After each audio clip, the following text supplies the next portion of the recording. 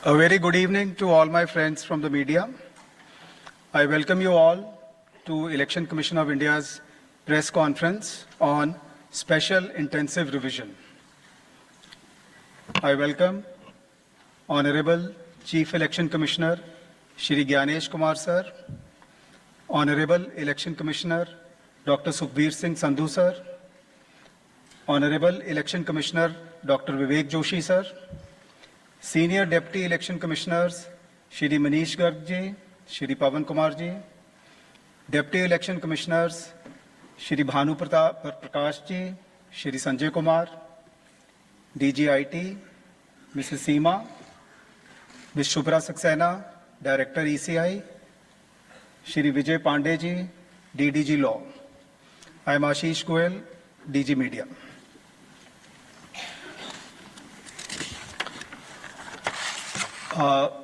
As always, the format of our PC would be, we'll start with the address by the Honorable Chief Election Commissioner, which will be followed by a presentation, that will be followed by a question answer session. Sir. Honorable Election Commissioner Dr. Sukhbir Singh Sandhu ji, Honorable Election Commissioner Dr. Vivek Joshi,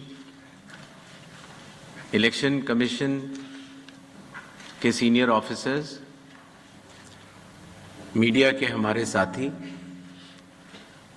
और आपके माध्यम से जुड़े हुए इस देश के सभी मतदाता, आप सबको नमस्कार।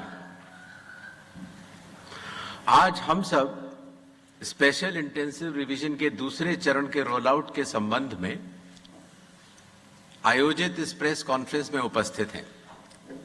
मैं आप सभी का हार्दिक स्वागत करता हूं। सबसे पहले मैं लोक आस्था और सूर्य उपासना के महापर्व छठ पूजा के इस पावन अवसर पर बिहार के सभी मतदाताओं को हार्दिक शुभकामनाएं देता हूं। आज अस्ताचलगामी भगवान भास्कर को अर्घ्य देने के शुभ दिन पर मैं बिहार के 7.5 करोड़ मतदाताओं को विशेष रूप से नमन करता हूं, जिन्होंने निर्वाचन आयोग पर अटूट विश्वास जताया है और एसआईआर में पूर्ण भागीदारी निभाई और अब इस चुनाव में मतदान करने के लिए उत्साहित है। बिहार में एसआईआर के सफल संचालन के बाद आयोग ने देश के सभी 36 मुख्य निर्वाचन अधिकारियों के साथ 2 महत्वपूर्ण सम्मेलन आयोजित किए। इन बैठकों में एसआईआर से संबंधित अनुभवों, तकनीकी प्रगति और भविष्य की दिशा निर्देशों पर भी व्यापक चर्चा की गई। पिछले एसआईआर की मतदाता सूची से मैनुअल भी और तकनीकी तरीके से भी दोनों स्तरों पर मिलान का कार्य लगभग पूरा कर लिया गया है और इसके तैयारी के आधार पर अब चयनित राज्यों में एसआईआर का दूसरा चरण प्रारंभ किया जाएगा। याद रहे, एसआईआर का प्रमुख उद्देश्य है हर योग्य मतदाता को सूची में शामिल करना और अयोग्य को मतदाता सूची से हटाना। आइए अब पीपीटी के माध्यम से आपको विस्तार में एसआईआर के इस फेज 2 के बारे में बताते हैं। जैसा कि आप सबको पता है, एसआईआर का फेज 1 समाप्त हुआ और इस चरण की सबसे बड़ी खूबी यह रही कि बिहार के 7.5 करोड़ मतदाताओं ने बढ़ चढ़कर पार्टिसिपेट किया 90,000 BLOs, सभी 12 राजनीतिक दलों के 1.6 लाख बूथ लेवल एजेंट्स, सब ने मिलकर मतदाता सूची को शुद्ध बनाने का कार्य किया और नतीजा आपके सामने है। 0 अपील्स, अर्थात बिहार की मतदाता सूची अधिकतम शुद्ध मानी जाएगी। अब फेज 2 12 राज्यों में या संघ शासित प्रदेशों में आरंभ होने वाला है। नेक्स्ट।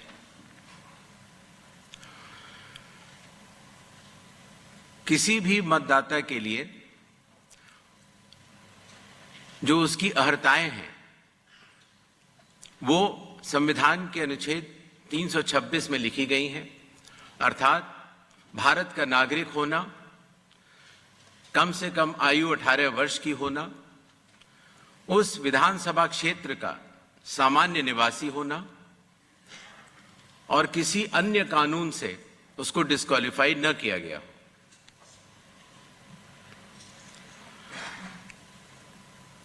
एसआईआर की आवश्यकता के बारे में काफी चर्चा हो चुकी है, लेकिन फिर भी चुनाव आयोग एक बार आपको बताना चाहेगा कि चुनावी कानून के तहत हर चुनाव से पहले इलेक्टोरल रोल का रिवीजन आवश्यक है, और या जब भी चुनाव आयोग आवश्यकता अनुसार निर्धारित करे। विगत कुछ दशकों से लगभग हर राजनीतिक पार्टी ने मतदाता सूची के शुद्ध न होने के ऊपर चुनाव आयोग को लगातार शिकायतें दी हैं। पहले सन 1951 से लेकर 2004 तक लगभग 8 बार स्पेशल इंटेंसिव रिवीजन इस देश में चुनाव आयोग ने कराया है, और आखिरी इंटेंसिव रिवीजन लगभग 21 साल पहले 2002 से लेकर 2004 की मियाद में पूरा किया गया था। इस लंबे दौर में, 2 दशकों से भी अधिक लंबे दौर में, मतदाता सूची में कई परिवर्तन आवश्यक हो जाते हैं, जैसे कि भारत की विकास गाथा के साथ साथ लोगों का माइग्रेशन के साथ साथ कई बार उनका वोट पुरानी जगह भी बना रह जाता है और नई जगह भी बन जाता है, अर्थात एक से जगह ज्यादा रजिस्टर होने वाले वोटर्स। कई बार किसी की डेथ होने के बाद भी उसका नाम न हटाया जाना, या गलती से किसी भी विदेशी नागरिक का नाम मतदाता सूची में आ जाना। इन चारों कारणों की वजह से चुनाव आयोग ने निर्णय लिया कि पूरे देश में चरणबद्ध तरीके से एसआईआर कराया जाए, और इसकी पहली कड़ी बिहार आपके सामने समाप्त भी हो चुकी है और बड़े सफलतापूर्वक लोगों ने चुनाव आयोग पर विश्वास भी जताया है। एसआईआर करते समय एक बहुत बड़ी संख्या में चुनावी कर्मी चुनाव आयोग के साथ कंधे से कंधा मिलाकर काम करते हैं। आपको पता होगा कि लगभग हर 1000 वोटर के ऊपर एक पोलिंग स्टेशन औसत तौर पर हो जाता है। हर पोलिंग स्टेशन पर एक सरकारी कर्मचारी बूथ लेवल ऑफिसर के तौर पर कार्य करता है। एक विधानसभा क्षेत्र में 300 या 400 के बीच में लगभग पोलिंग स्टेशंस होते हैं, और हर विधानसभा क्षेत्र में एक इलेक्टोरल रजिस्ट्रेशन ऑफिसर होते हैं। वो भी सरकारी कर्मचारी होते हैं और एसडीएम के स्तर के होते हैं, और उनके अंडर में ये सारे बीएलओस कार्य करते हैं। इलेक्टोरल रजिस्ट्रेशन ऑफिसर को सहायता करने के लिए assistant electoral officer registration officers भी होते हैं, जो कि लगभग हर तहसील में एक या उससे अधिक होते हैं। ईआरओ एक सब डिविजनल मजिस्ट्रेट के लेवल का अधिकारी होता है, जिसकी कानूनी जिम्मेदारी होती है कि वो मतदाता सूची ड्राफ्ट तैयार करे, जनमानस से मिले हुए क्लेम्स एंड ऑब्जेक्शंस को रिसीव करे और उनके ऊपर एक निर्णय ले, और उसके बाद एक फाइनल मतदाता सूची प्रकाशित करे। ईआरओ के इस निर्णय के बाद, अर्थात फाइनल मतदाता सूची प्रकाशित करने के बाद, अगर किसी भी सिटीजन ऑफ इंडिया को, उस विधानसभा क्षेत्र में रहने वाले किसी भी मतदाता को अगर कोई भी अपील करनी हो तो वो उस जिले के जिला अधिकारी के पास कर सकता है, और अगर वह जिलाधिकारी के निर्णय से भी असंतुष्ट हो तो उस राज्य के चीफ इलेक्टोरल ऑफिसर के पास अपनी सेकंड अपील दायर कर सकता है। यह मैं इसलिए आपको बता रहा हूं कि बिहार में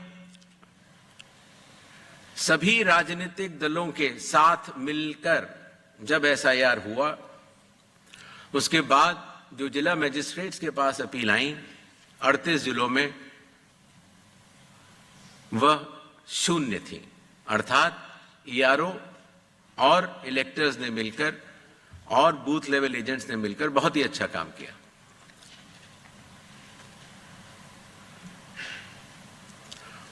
एसआईआर के समय ईआरओज और एईआरओज मिलकर सबसे पहला जो काम करेंगे वो इन्यूमरेशन फॉर्म्स को प्रिंट करेंगे। जिन राज्यों में एसआईआर हो रहा है या अभी होने वाला है, उनकी मतदाता सूची आज रात को 12 बजे फ्रीज कर दी जाएगी, और उन हर मतदाता को जिसका नाम उस सूची में है, उसको एक यूनिक इन्यूमरेशन फॉर्म प्रिंट करके बीएलओ उसके घर देने जाएंगे।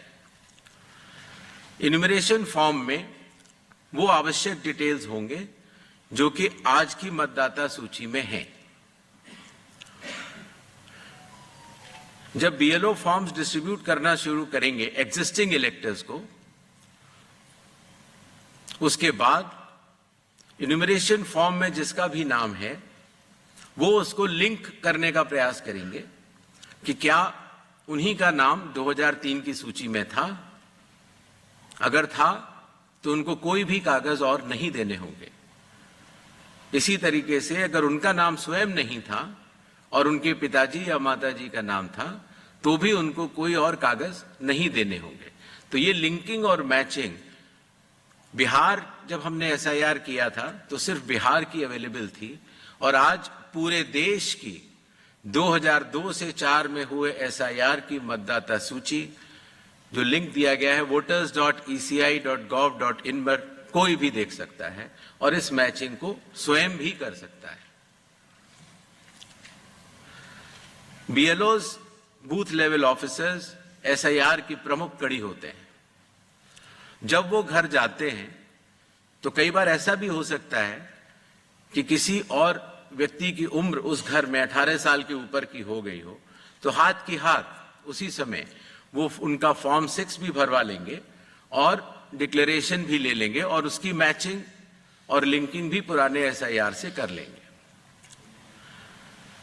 कई बार हमारे मतदाता अगर पढ़ने या लिखने में उनको दिक्कत है तो बूथ लेवल ऑफिसर उनको इन्यूमरेशन फॉर्म भरने में मदद भी करेगा, और मदद करने के बाद इस तरह के सारे इन्यूमरेशन फॉर्म्स मैचिंग और लिंकिंग करने के बाद वो ईआरओ और एईआरओ को जमा करेगा।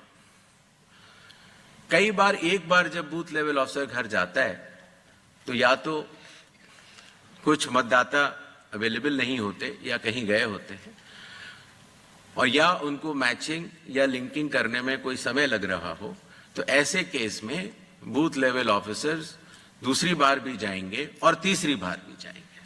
3 बार हर बीएलओ हर घर जाएगा। जो प्रवासी लोगों की समस्या को हटाने के लिए, जो राज्य से कुछ समय के लिए बाहर गए हुए हैं लेकिन वहीं के सामान्यतः रहने वाले हैं, वो ऑनलाइन भी भर सकते हैं और खास तौर से कई बार अर्बन वोटर्स को, क्योंकि उनके दिन के समय ही ऑफिस आवर्स रहते हैं, तो वो भी ऑनलाइन भर सकते हैं। बूथ लेवल ऑफिसर का यह भी कार्य होगा कि जब वो इन्यूमरेशन फॉर्म देता है तो इन्यूमरेशन फॉर्म दस्तखत करके मतदाता को वापस भी करना होता है। तो अगर मतदाता की मृत्यु हो चुकी हो, या वो स्थायी रूप से प्रवास कर चुका हो, या वो एक से जगह ज्यादा रजिस्टर हो गया हो, तो वो उस जगह दस्तखत नहीं कर पाएगा, और ऐसे लोगों की शिनाख्त करना भी बीएलओ की जिम्मेदारी है। एक बात मैं फिर कहना चाहता हूं कि जो मतगणना, वो इन्यूमरेशन फॉर्म की जो फेज होगी, उसमें किसी भी व्यक्ति से किसी और कागज की आवश्यकता नहीं होगी। बस उन्हें अपनी मैचिंग या लिंकिंग दिखानी होगी कि 2003 में किसके साथ है। नेक्स्ट, सारे फॉर्म्स मिलने के बाद ईआरओ और एईआरओ ड्राफ्ट सूची प्रकाशित करेंगे। ड्राफ्ट सूची में उन्हीं मतदाताओं का नाम होगा जिनके इन्यूमरेशन फॉर्म्स वापस मिल गए हैं। जिन मतदाताओं की मैचिंग या लिंकिंग नहीं हो पा रही है, 2003 में कहां थे, 2003 में आपके माता पिता भी नहीं थे या कोई भी नहीं था, ऐसे लोगों को भले ही उनका इन्यूमरेशन फॉर्म मिल गया हो, लेकिन नोटिस जारी करेगा ईआरओ और एईआरओ, और नोटिस जारी करने के बाद फिर वो उनकी एलिजिबिलिटी डिसाइड करेगा, इंक्लूड करने के लिए या एक्सक्लूड करने के लिए, बेस्ड ऑन इंडिकेटिव डॉक्यूमेंट्स, जो मैं आगे बताऊंगा। ईआरओ और एईआरओ की यह जिम्मेदारी होगी कि कोई भी योग्य मतदाता छूटे ना, और कोई भी अयोग्य मतदाता सूची में अंदर ना आ पाए। ईआरओ के फैसले के खिलाफ कानूनी तौर पर जिला मजिस्ट्रेट के पास एक अपील होती है, जो मैंने आपको बताया, और जिला मजिस्ट्रेट के फैसले के खिलाफ चीफ इलेक्टोरल ऑफिसर के पास भी सेकंड अपील होती है। जो प्री इन्यूमरेशन फेज है, जो आज रात को 12 बजे से शुरू होगा, उसमें कंप्यूटर मैचिंग और लिंकिंग पिछले एसआईआर से ईसीआई नेट के जरिए की जा रही है, उसको आगे बढ़ाया जाएगा। मैनुअल मैचिंग और लिंकिंग काफी हद तक बूथ लेवल ऑफिसर्स ने इन राज्यों में कर ली है, और ट्रेनिंग जो बीएलओज की है, ईआरओज की है और डीओज की है। हालांकि काफी ट्रेनिंग हम लोग यहाँ ट्रिपल आईडीएम में कर चुके हैं, बट एक बीएलओ, ईआरओ और डीओ की ट्रेनिंग कल से शुरू होगी। सभी राजनीतिक दलों से 6 नेशनल पार्टीज जो कि हर राज्य में मौजूद हैं, और हर राज्य की जो स्टेट पॉलिटिकल पार्टीज हैं, उन सभी से निवेदन है कि वो अपने बूथ लेवल एजेंट्स, अगर उन्होंने नामित नहीं किए हैं किसी भी बूथ पर, तो जरूर कर लें। साथ ही साथ सभी चीफ इलेक्टोरल ऑफिसर्स को, डिस्ट्रिक्ट इलेक्शन ऑफिसर्स को और ईआरओस को यह निर्देश भी होंगे कि कल से शुरू होकर परसों तक वो सभी पॉलिटिकल पार्टीज को के साथ मीटिंग करेंगे और पूरी एसआईआर की प्रक्रिया को उनके समक्ष डिटेल में बतलाएंगे। जहां तक बूथ लेवल एजेंट्स का सवाल है हर पॉलिटिकल पार्टी के, जैसा कि बिहार में था, हर बूथ लेवल एजेंट एक दिन में 50 इन्यूमरेशन फॉर्म्स जो साइंड हो इलेक्टर्स के वो कलेक्ट भी कर सकता है, उसके ऊपर अपना सर्टिफिकेशन दे सकता है और बूथ लेवल ऑफिसर्स को भी दे सकता है। इससे जो चुनावी कर्मी हैं और जो राजनीतिक दलों के नुमाइंदे हैं, दोनों मिलकर साथ काम कर सकते हैं। इन्यूमरेशन फेज में इन्यूमरेशन फॉर्म की प्रिंटिंग, डिस्ट्रीब्यूशन, मैचिंग और लिंकिंग विद 2002, 3 या 4 इलेक्टोरल रोल्स और इन्यूमरेशन फॉर्म्स को वापस कलेक्ट करने का कार्य होगा। और साथ ही साथ, जैसा आप सबको पता है, मतदाताओं की सुविधा के लिए चुनाव आयोग ने निर्णय लिया है कि किसी भी मतदान केंद्र में 1200 से अधिक मतदाता नहीं होने चाहिए, जिससे कि भीड़ न लगे। उसके हिसाब से रैशनलाइजेशन ऑफ पोलिंग स्टेशंस भी होगा। सारे इन्यूमरेशन फॉर्म्स जो वापस आने थे, उनके आने के बाद इलेक्टोरल रोल्स की ड्राफ्ट पब्लिश की जाएगी। ये सारी स्टेप्स वही हैं जो बिहार में हुई हैं, और उसी के साथ साथ चूंकि इन्यूमरेशन फॉर्म लेते समय ये पता लग जाता है कि ये व्यक्ति एब्सेंट हैं या शिफ्टेड हैं या डेथ हैं या उनके डुप्लीकेट वोट्स बने हुए हैं, उन सब की लिस्टें बिहार में भी वो सभी बीएलए से भी शेयर की गई थी। पंचायत या पब्लिक ऑफिसेज के नोटिस बोर्ड पर भी लगाई जाएंगी और सीईओ के वेबसाइट पर भी अवेलेबल होंगी, जिससे कि कोई भी व्यक्ति एपिक नंबर लगा के देख सकता है कि उसका, जैसे पिताजी का नाम अगर उसकी मृत्यु हो गई है तो वहीं पर है कि नहीं। ड्राफ्ट सूची पब्लिश होने के बाद जिन लोगों की मैचिंग या लिंकिंग 2003 या 2 या 4 से नहीं हो पाई है, उनको ईआरओ नोटिस जारी करेंगे। नोटिस के बाद हियरिंग होगी और हियरिंग में जो भी इंडिकेटिव डॉक्यूमेंट्स हैं उनको चेकिंग किया जाएगा और ईआरओ ये भी उनसे पूछेगा कि 2003 में आप कहां थे या आपके माताजी पिताजी कहां थे, जिससे अगर लिंकिंग नहीं भी हो पाई है तो वो भी कर पाए। साथ ही साथ क्लेम्स एंड ऑब्जेक्शंस का पीरियड भी शुरू हो जाता है। तो किसी व्यक्ति का, योग्य व्यक्ति का अगर नाम छूट गया है तो अपना क्लेम वो जमा कर सकता है इंक्लूजन के लिए, फॉर्म 6 भर सकता है डिक्लेरेशन के साथ, या ऑब्जेक्शंस भी दे सकता है फॉर्म 7 में, या कई बार उसके नाम में अगर गलती हो या किसी और एंट्री में अगर गलती हो तो फॉर्मेट भी दे सकता है। तो ये क्लेम्स एंड ऑब्जेक्शंस रिसीव का पीरियड होता है, जो कि किया जाएगा, बिहार में भी किया गया था, और उसके ऊपर ईआरओज अपना निर्णय लेंगे। ये कार्य पूर्ण होने के बाद फाइनल रूल्स पब्लिश होंगे और उसके बाद 15 दिन का समय जिला मजिस्ट्रेट के पास फर्स्ट अपील देने का और उसके बाद सीईओ के पास सेकंड अपील देने का, सभी के पास ये कानूनी मार्ग उपलब्ध होगा।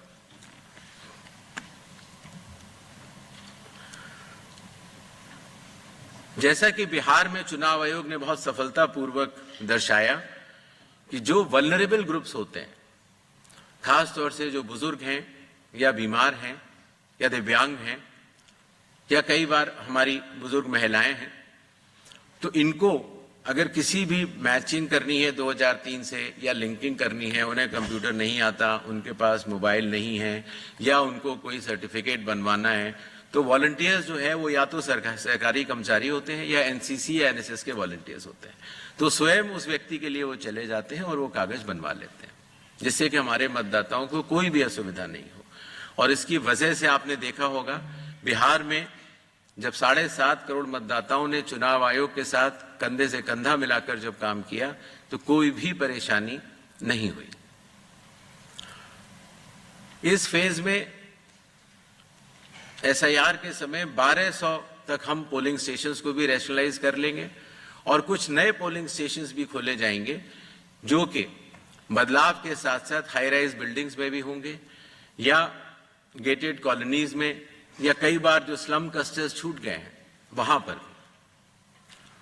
इस विषय पर जो ड्राफ्ट पब्लिश होता है उसमें पॉलिटिकल पार्टी से डीओज चर्चा भी करते हैं और उसके बाद ये 1200 हर पोलिंग स्टेशन की अलग अलग मतदाता सूची प्रकाशित की जाती है। यह ध्यान रखना होगा कि एक बूथ पर एक फैमिली के या एक घर पर रहने वाले सभी लोगों का नाम एक ही जगह आ जाए, उससे मतदाताओं को बहुत सुविधा होती है और बिहार में इसमें काफी लोगों ने मिलकर अच्छा काम किया।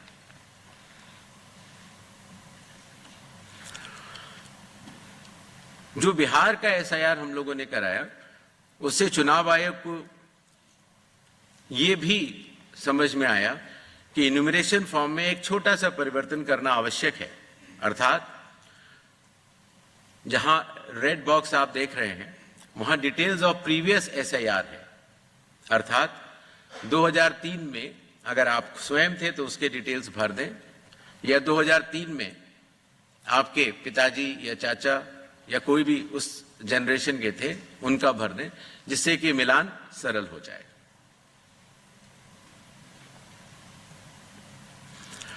जो इन्यूमरेशन फॉर्म दिया जाएगा उसमें काफी चीजें प्री प्रिंटेड होंगी। मतदाता का नाम, उसका एपिक नंबर, उसका पता, सीरियल नंबर, पार्ट, कौन सी असेंबली है और उसका पुराना फोटो। एक क्यूआर कोड भी दिया जाएगा जिससे कि उस क्यूआर कोड को स्कैन करके आप स्वयं देख सकते हैं। सभी मतदाताओं से चुनाव आयोग का यह आग्रह रहेगा कि जहां पेस्ट करेंट फोटो लिखा हुआ है वहां पर अपनी नई और रंगीन फोटो, कलर्ड फोटो वहां पर अगर लगाएंगे तो जब भी आपका नया एपिक कार्ड बनेगा तो उसमें वो फोटो लगाई जाएगी तो अच्छा लगेगा। शिनाख्त में भी आसानी होती है, बिकॉज कई बार वोटर कार्ड्स में लोगों के बहुत पुराने पुराने फोटो लगे हुए हैं।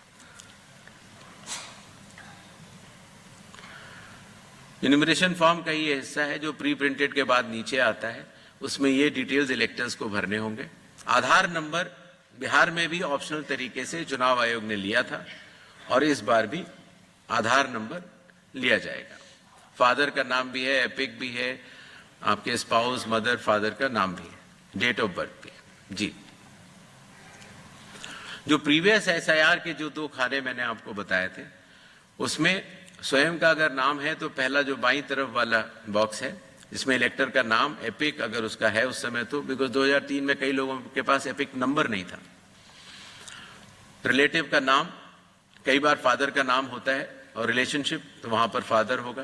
किस जिले में है, जैसे ही आप जिला लिख देंगे या स्टेट या एसी लिख देंगे तो जो सारी जो मतदाता सूची पूरे देश की अवेलेबल है 2003 में, उससे सेलेक्ट करना और उससे मैचिंग करना बहुत आसान हो जाता है।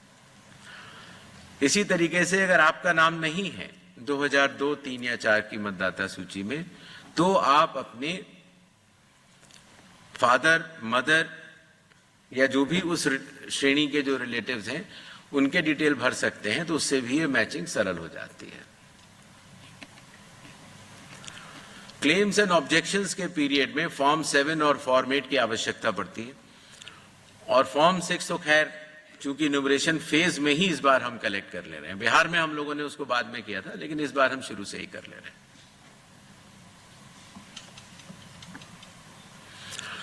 जो लिस्ट ऑफ इंडिकेटिव डॉक्यूमेंट्स हैं, जिन लोगों का 2002, 3 या 4 की मतदाता सूची से मिलान हो चुका है, उन्हें कोई भी डॉक्यूमेंट देने की आवश्यकता नहीं है। और जिन लोगों का मिलान नहीं हो पाया वो संख्या काफी कम रह जाती है, सिर्फ उन्हीं लोगों को ये इंडिकेटिव डॉक्यूमेंट्स देने होंगे। जो बिहार में थे 11 वो, और आधार कार्ड नागरिकता का प्रमाण चूंकि नहीं है तो वो आइडेंटिटी पर्पस के लिए लोग दे सकते हैं। नेक्स्ट, ये वो 12 राज्य हैं जहां पर कल से एसआईआर शुरू होने वाला है।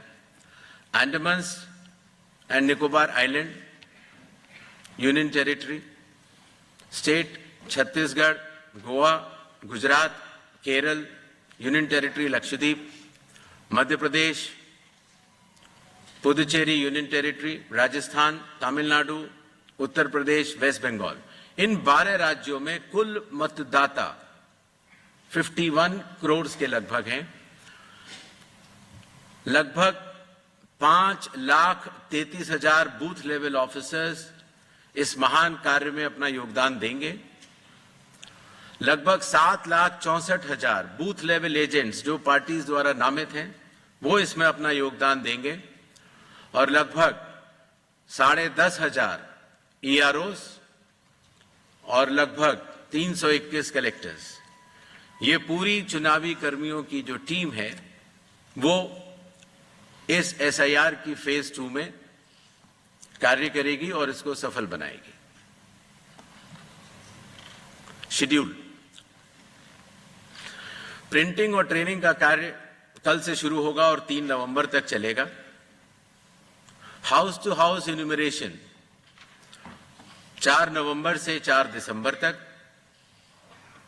Publication of draft electoral rolls 9 दिसंबर 2025।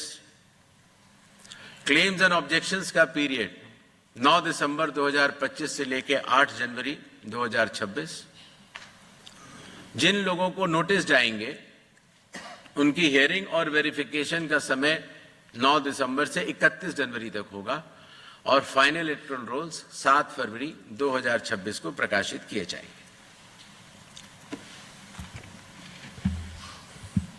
धन्यवाद।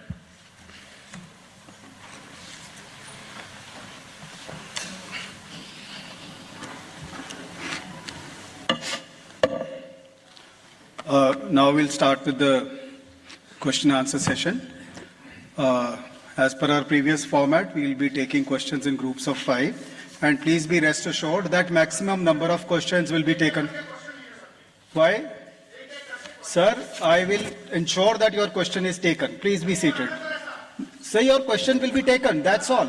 चलिए कोई बात नहीं। Please don't disrupt the conference. Your question will be entertained and taken. In the interest, no, then I will not be able to entertain lot of questions. I have so many people. I don't have one person. Your question will be entertained. Yes. दीजिए इधर. Excuse me. ऊपर दीजिए, वो blue shirt में दीजिए. Sir नमस्कार, नीरज हूँ news 18 India से। हमारा सवाल ये है आपसे कि आपने जो 12 राज्यों के नाम दिए हैं और केंद्र शासित प्रदेश के, आगामी जो 5 राज्यों के चुनाव है, क्योंकि अगले साल मध्य में वहां चुनाव होने, उसमें असम भी है। असम में आपने SIR कराने का फैसला नहीं किया है दूसरे चरण में, तो इसकी वजह क्या है, कारण क्या है और यहां कब कराएंगे? Sir, I'm Shriparna from the Hindu newspaper. In Bihar, the Election Commission has said that new EPIC cards would be given to all voters. What is the progress on that, and will the same be done for all these 12 states and rest of the states undergoing SIR as well?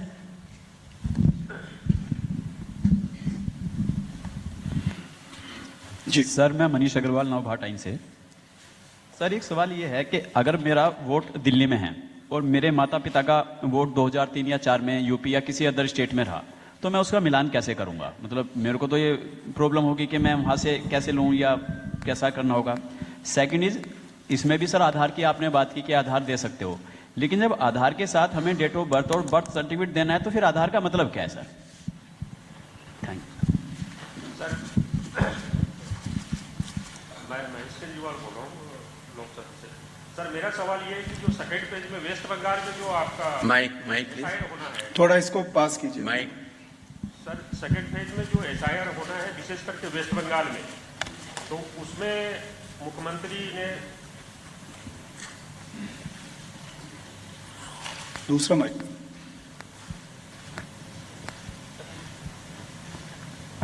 Hello sir, मेरा सवाल ये है कि जो waste Bengal में विशेषकर जो SIR होगा, तो उसकी मुखालत काफी समय से CM खुद कर रही है। उसको लेकर जो गतिरोध है आपके और उनके बीच में, तो इसको लेकर क्या कोई विशेष बैठक होगी आपके बीच में?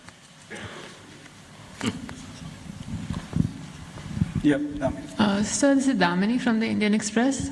Yes, sir. Sir, 2 questions. One is, what were the lessons that were learned from the Bihar SIR process? And secondly, sir, in the case of the June 24th order for Bihar, there was instruction to EROs to refer cases of suspected foreign nationals to the competent authority. How many such cases have been referred in Bihar, and will these instructions apply to the rest of the states and UTs as well?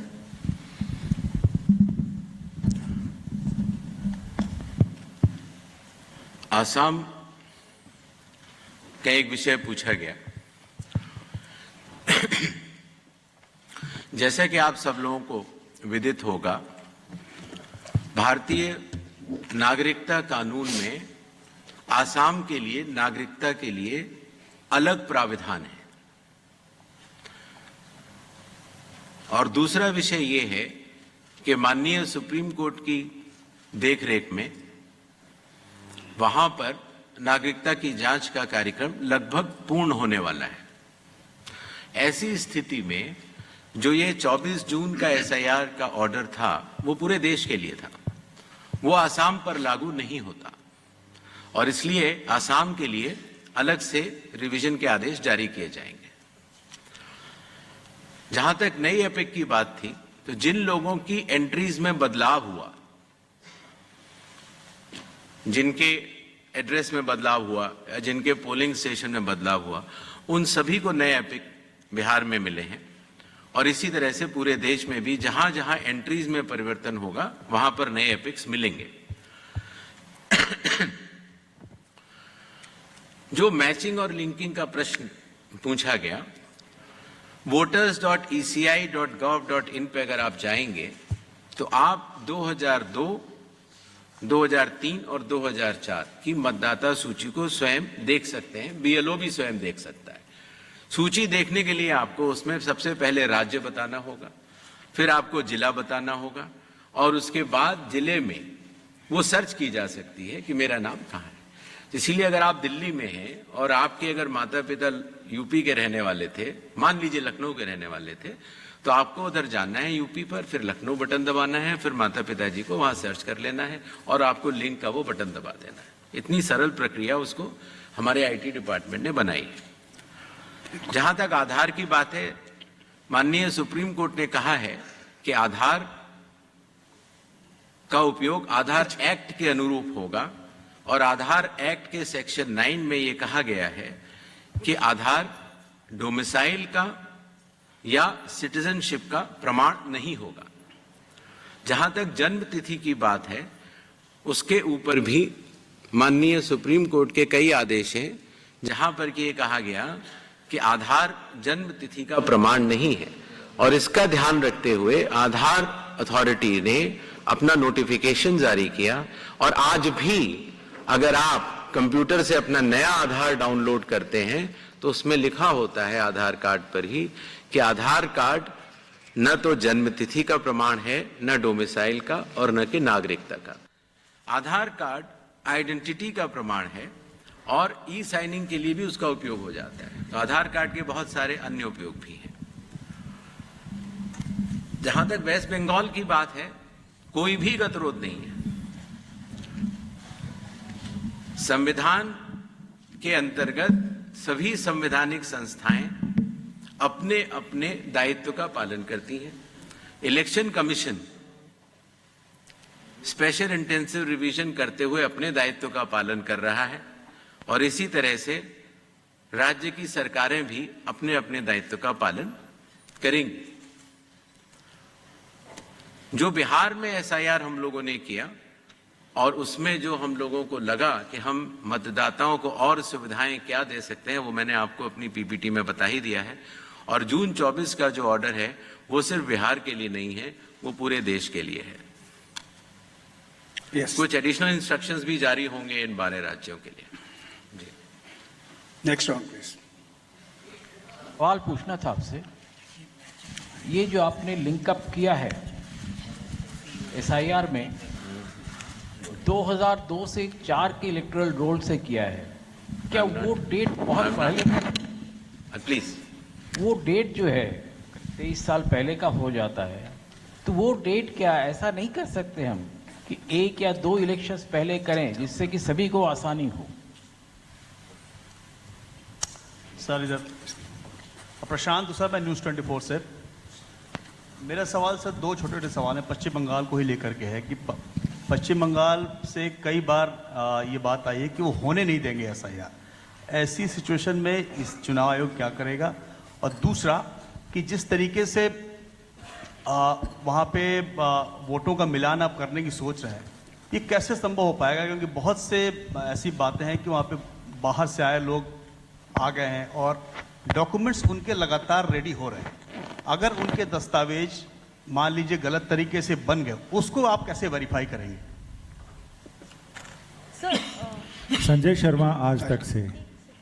Sir, Harsha from Republic TV, Gyanesh this side. आपने कहा sir कि कोई गतिरोध नहीं है पश्चिम बंगाल में। Sir Bihar के SIR के वक्त जो श्रंक हुआ था इलेक्टोरल रोल वो लगभग 6% था सर, लेकिन बिहार के मुकाबले अगर पश्चिम बंगाल देखा जाए तो पूर्व में भी बहुत ही वोलाटाइल स्टेट रहा है।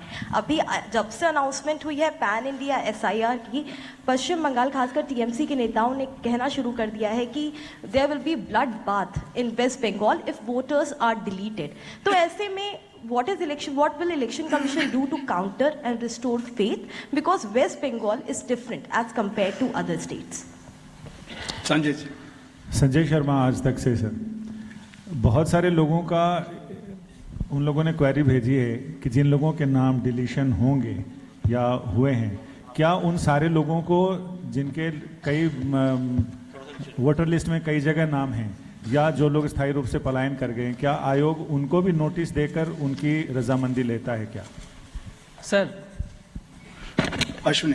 Sir this side Ashwin Kumar Singh from NDTV. Sir supreme court में भी ये याचिकाकर्ताओं ने सवाल किया था कि डी डुप्लीकेशन सॉफ्टवेयर का क्या उपयोग किया गया था बिहार में जो नाम 2 जगह रजिस्टर थे, और क्या वो एप्लीकेशन अब अभी जो एसआईआर का सेकेंड फेज शुरू हो रहा है उसमें भी उपयोग किया जाएगा? सर मेरा सवाल है, मैं पीयूष पांडे हूँ, TV9 भारतवर्ष से। सर आपने 4 कारण इसमें बताए हैं कि रिक्रूटमेंट माइग्रेशन है, उसमें जो चौथा कारण है wrongful inclusion of any foreigner, तो क्या इसकी भी कोई सूची तैयार की जाएगी चुनाव आयोग द्वारा कि कितने ऐसे लोग पाए गए जिनका रॉन्गफुल इंक्लूजन था?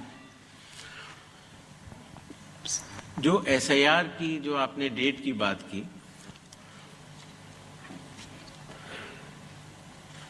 भारतीय नागरिकता कानून के अंतर्गत अगर आप 1 जुलाई 1987 से पहले भारत में अगर पैदा हुए हैं तो आपको भारत का नागरिक माना जाता है। तो जो व्यक्ति 87 या उसके पहले का बॉर्न है, अगर उसमें 18 साल जोड़ देते हैं तो सन आता है 2003, 4 या 5। इसीलिए जिन लोगों का नाम 2003, 2 या 4 की मतदाता सूची में है, उसकी प्रोबेटिव वैल्यू, उसकी एविडेंशियरी वैल्यू कि वो नागरिक है, उसकी कोई जांच करने की आवश्यकता नहीं होती। इसीलिए जो पिछला एसआईआर हुआ था वो वाली तारीखें ली जाती है। जहां तक वेस्ट बंगाल की बात एक बार दोबारा उठी है, तो मैं एक बार और स्पष्ट करना चाहता हूं कि संविधान के अंतर्गत हर संवैधानिक संस्था को अपना दायित्व निभाना होता है। आर्टिकल 324 सब क्लॉज 6 के तहत मतदाता सूची तैयार करने के लिए या मतदान कराने के लिए जिन भी चुनावी कर्मियों की आवश्यकता चुनाव आयोग को होगी, वो राज्य सरकार मुहैया करा के डेपुटेशन पर देने के लिए बाध्य है। इसी तरीके से कानून व्यवस्था की जो आपने बात की, वो राज्य सरकार की संवैधानिक जिम्मेदारी है, और मुझे इसमें कोई भी संकोच नहीं है कि हर राज्य सरकारें चुनाव आयोग की तरह ही अपनी पूरी संवैधानिक दायित्व का निर्वहन करेंगी और करती रही। जहां तक डी डुप्लीकेशन की बात की, जब एक बार इन्यूमरेशन फॉर्म एक व्यक्ति ने साइन कर दिया और उसका नाम ड्राफ्ट सूची में आ गया, डुप्लीकेशन तभी हो सकता है जब एक व्यक्ति ने 2 बार इन्यूमरेशन फॉर्म साइन किया हो।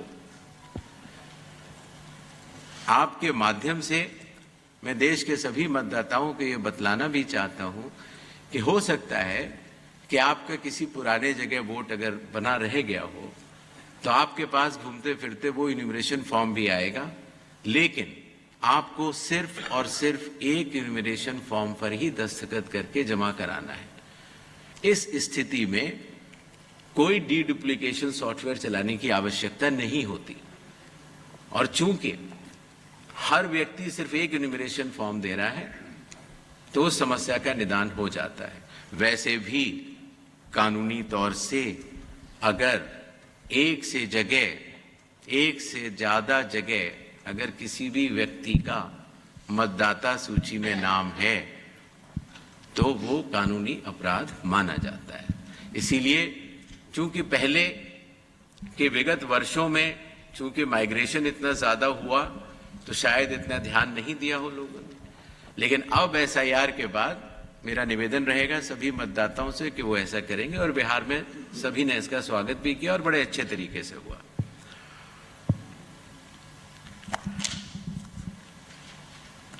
रॉन्गफुल इंक्लूजन ऑफ फॉरेनर्स, कई बार अगर किसी व्यक्ति ने जो कि हमारे देश का नागरिक नहीं है और आने के बाद अगर उसने कुछ कागज बनवा लिए हैं, तो आपने नोटिस किया होगा जो हमारी प्रेजेंटेशन थी कि सबसे पहले इन्यूमरेशन फेज में हम ये मिलान करेंगे कि 2002, 3 या 4 में आप या आपके वरिष्ठ जो वंश के लोग थे वो कहाँ थे। अगर उससे मिलान हो जाता है तो फिर ये बात खत्म हो जाती है। जो लोगों का मिलान नहीं होगा उनको नोटिस जारी होगा, और नोटिस जारी होने के बाद उन्हें वो कागज दिखाने होंगे, और उसके साथ साथ ये भी बतलाना होगा कि 2003 में वो कहाँ थे। ये करना बहुत आवश्यक है।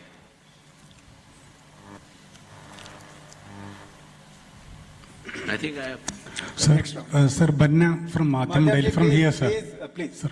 Sir, udhar dijiye. We will take all the questions. Just Relax. no. Sir, we've already answered your question. Please. No, no, sir, I didn't ask the... CC sir Sir, यार आप सर मेरा नाम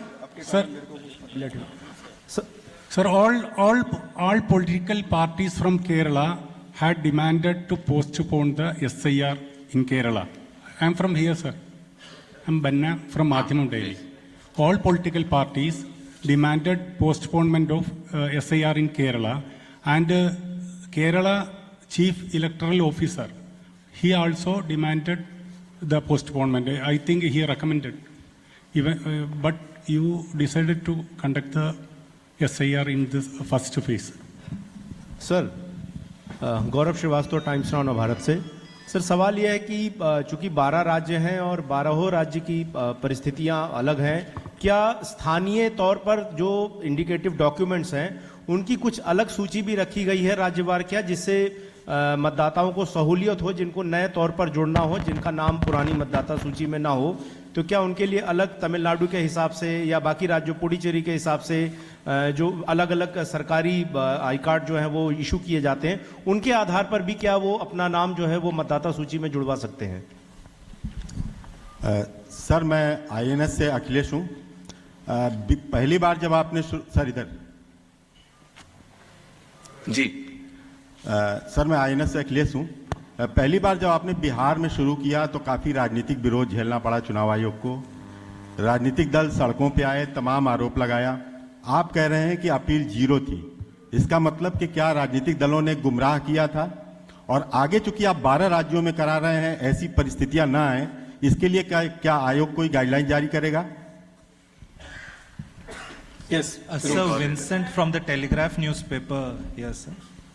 Few questions.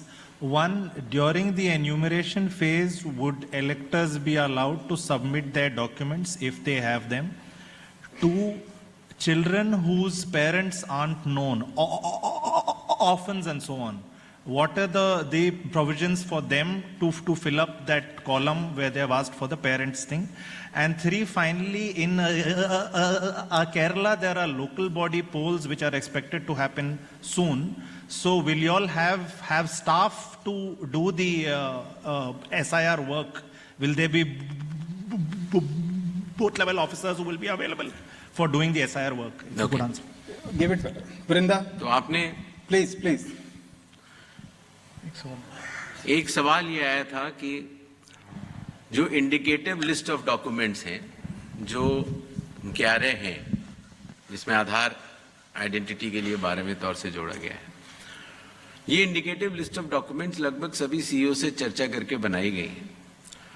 बट फिर भी जब hearing हो और उस समय ये सिद्ध करना हो किसी को अपनी जांच में कि मैं नागरिक हूं, तो वो कोई और अगर डॉक्यूमेंट देगा तो उसके ऊपर ईआरओ विचार जरूर करेंगे, लेकिन indicative list of document bye and large यही रहेगी। आपको बताना चाहता हूं कि पिछले 2 महीनों से इन सभी 12 राज्यों के चीफ इलेक्टोरल ऑफिसर्स ने और आईटी डिपार्टमेंट ईसीआई नेट के साथ मिलकर जो बैकएंड पर इतनी सारी मैचिंग कर ली है कि अब ये जो एसआईआर जो इन 12 राज्यों में होगा तो काफी सुगम तरीके से होगा। जहां तक केरल की बात है, जैसा कि मैंने पहले कहा था, संविधान के अंतर्गत निर्मित सभी संवैधानिक संस्थाओं को अपने दायित्व का निर्वहन करना होता है। चुनाव आयोग अपने दायित्व का निर्वहन कर रहा है और मैं मानता हूं कि संविधान सभी संवैधानिक संस्थाओं के लिए सर्वोपरि होता है। जहां तक बिहार में राजनीतिक दलों की तरफ से कुछ शब्द कहे गए, उन्होंने एसआईआर का विरोध राजनीतिक दलों ने किया होगा, ऐसा चुनाव आयोग नहीं मानता, क्योंकि जमीनी स्तर पर 1.6 लाख बूथ लेवल एजेंट्स ने सक्रिय तौर से बूथ लेवल ऑफिसर्स के साथ और मतदाताओं के साथ मिलकर काम किया। अकेले बूथ लेवल एजेंट्स नहीं, हर जिले में राजनीतिक दलों के जो जिला प्रेसिडेंट्स थे, उन्होंने भी सक्रिय तौर से अपना योगदान दिया। इसी तरीके से राज्य स्तर पर भी सीईओ के साथ मिलकर सभी राजनीतिक दलों ने इसका स्वागत भी किया। हम लोग जब बिहार गए थे तो सभी राजनीतिक दल हमसे मिले भी थे और सबने ये बात हम लोगों से कही। अब जहां तक पॉलिटिकल स्टेटमेंट्स की बात है, उनके ऊपर चुनाव आयोग टिप्पणी नहीं करता है। इन्यूमरेशन फेज में कोई भी डॉक्यूमेंट देने की किसी को आवश्यकता नहीं है, सिर्फ और सिर्फ मिलान और मैचिंग होगी। जहां तक एक विषय में भूल गया, लोकल बॉडीज के इलेक्शंस की बात केरला में की गई थी, चूंकि वहां भी लोकल बॉडी इलेक्शंस नोटिफाई भी नहीं हुए हैं और इसीलिए एसआईआर वहां पर अनाउंस कर दिया गया है। और जहां तक स्टाफ की बात है, तो ये बात स्पष्ट होनी चाहिए कि चुनाव आयोग को मतदाता सूची या मतदान कराने के लिए जितने भी स्टाफ की जरूरत होती है, वो राज्य सरकारें संविधान के अनुच्छेद 326 सब क्लॉज 6 के अंतर्गत देने के लिए बाध्य होती हैं और संविधान का सम्मान सभी संवैधानिक संस्थाएं करती भी हैं। जहां तक उन बच्चों की बात है जिनके पेरेंट्स नहीं हैं, तो उन बच्चों के पास ये इंडिकेटिव डॉक्यूमेंट्स तो होंगे ही, तो इंडिकेटिव डॉक्यूमेंट्स होंगे। और दूसरी बात, ऐसे बच्चे जिनके माँ बाप भी नहीं हैं, तो कहीं तो उनके माँ बाप होंगे और जहां उनके माँ बाप होंगे उनसे उनकी मैचिंग और फिक्सिंग, जो मैचिंग और जो लिंकिंग की जाएगी जो मतदाता सूची से, वो बीएलओ भी कर लेगा और उसमें काफी कुछ काम पहले भी हो चुका है। Next.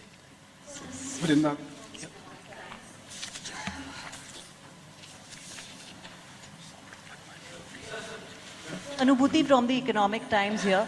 So as you just mentioned, there will be no document required during the enumeration phase. Now this is a very, very big shift from Bihar, where this was also a worry point because everybody had to go looking for documents. Also, your enumeration form has changed this time. You've got a column for previous SIR linkages. So first, if you could explain the reasoning behind these shifts in the SIR process or the form. And two, you just mentioned that a lot of linking has already been done in these 12 states before embarking on phase 2, and this will make the SIR process easier.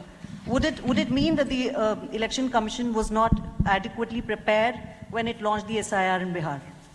Sir, I'm Ruben from Malayalam Manorama newspaper. Sir, here. So my question is also regarding the local body elections in Kerala. There is a confusion. Actually, the local body election is due. As per your schedule, SIR will go along with the local body election at the time of the process will be at the time of local body election, as it is due in November or December. So how has will the notification been issued? How will you, has the notification been issued? Okay, how will you manage the conflict regarding the local body elections? There is no conflict. Sir, has there been any demand, Arunima from CNN News 18 Ji. here, sir. Has there been any demand to provide security to the booth level workers in West Bengal? Has central security, has any such demand come to you? Is it possible to grant such a security? So, Vrinda from Hindustan Times. My question is that you said that deduplication wouldn't be required because even with people holding 2 voter ID cards, they'll have to fill just one enumeration form and they should be filling one enumeration form. I didn't get your question. Sir, you said that deduplication wouldn't be required because of SIR process pan-India. So, with regards to that, do you think that the problem where an individual holds 2 voter ID cards or EPIC cards, will that get resolved because of SIR? And secondly, adding to Anubhuti's question, you mentioned 2 big changes from Bihar SIR and now pan-India. So, are there any more changes and can you give more information on that? Yes. Sir I am here please. Mukesh Kumar Singh मेरा नाम है, मैं एक freelance journalist हूँ। एक चीज़ देख रहे हैं सर हम लोग कि जो कैंडिडेट्स हैं, आप जैसे ये इंश्योर करना चाहते हैं कि जो भी एलिजिबल वोटर हो उसको उसका वोटिंग राइट मिले, उसी तरीके से जो भी एलिजिबल कंटेस्टेंट्स हैं चुनाव में, हम ये देखते हैं कि स्क्रूटनी के बाद जिन लोगों का नॉमिनेशन किसी रीजन से रिजेक्ट होता है। कंडक्ट ऑफ इलेक्शंस के ऊपर ये पत्र वार्ता नहीं है। कंडक्ट ऑफ इलेक्शंस के ऊपर जो भी निर्णय लेना सर आप मेरा सवाल सुन लें, अगर आपको लगता है कि इसका जवाब नहीं देना तो ना दें। कंडक्ट ऑफ इलेक्शंस के ऊपर पब्लिक कॉन्फ्रेंस नहीं होती। चल मर्जी आपकी सर। यस पूनम जी। सर मैं पूनम हूँ अमर उजाला से। मेरे 2 प्रश्न हैं। पहला प्रश्न है कि अभी जो 12 राज्यों में SIR होगा, क्या 12 दस्तावेजों के अलावा अन्य दस्तावेजों को भी शामिल किया जाएगा? और दूसरा प्रश्न, एक राज्य जिसमें SIR की घोषणा हुई है, बड़े पैमाने पर प्रशासनिक फेरबदल किया गया है, तो क्या चुनाव आयोग इसका संज्ञान लेगा? जी,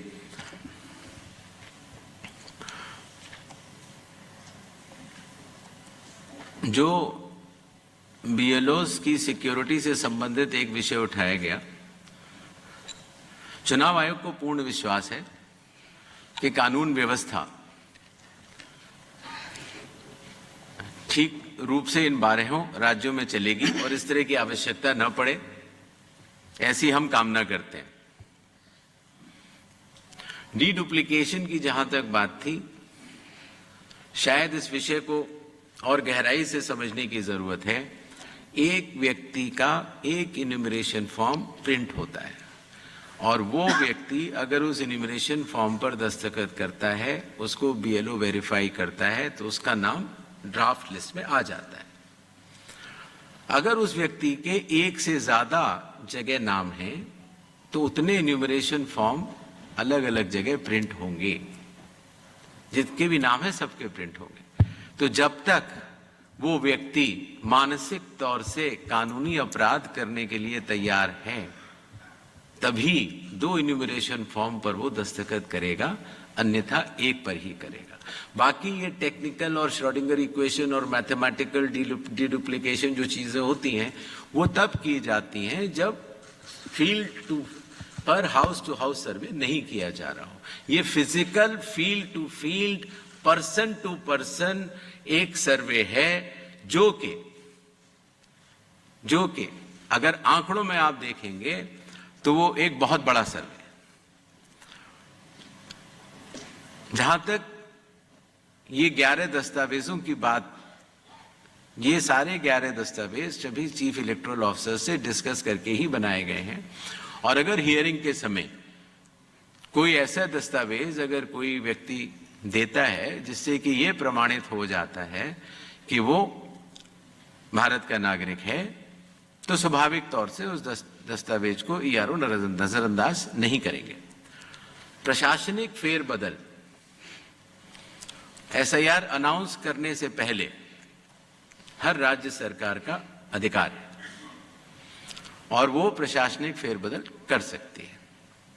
अगर SIR के अनाउंसमेंट के बाद भी अगर उन्हें कोई प्रशासनिक फेरबदल करना होता है तो चुनाव आयोग की उन्हें परमिशन लेनी होती है।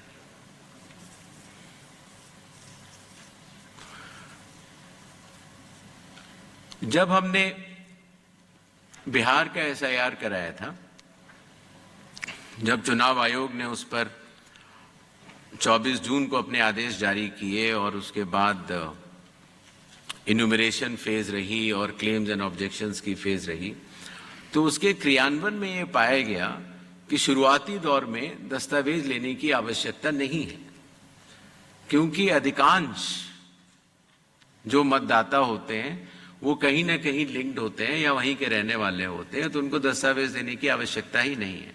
सच बात तो ये है, बिहार का अगर एग्जाम्पल देखते हैं, बहुत ही कम लोगों को और दस्तावेज देने की जरूरत पड़ी, और इसीलिए उस सीख को ध्यान में रखते हुए जब इन 12 राज्यों में जब हम लोग SIR करा रहे हैं, तो इस बात का निर्णय लिया गया कि कागज तभी मांगे जाएं जो इंडिकेटिव डॉक्यूमेंट्स हैं जब उसका व्यक्ति का 2003-2004 से मिलान नहीं हो पा रहा है।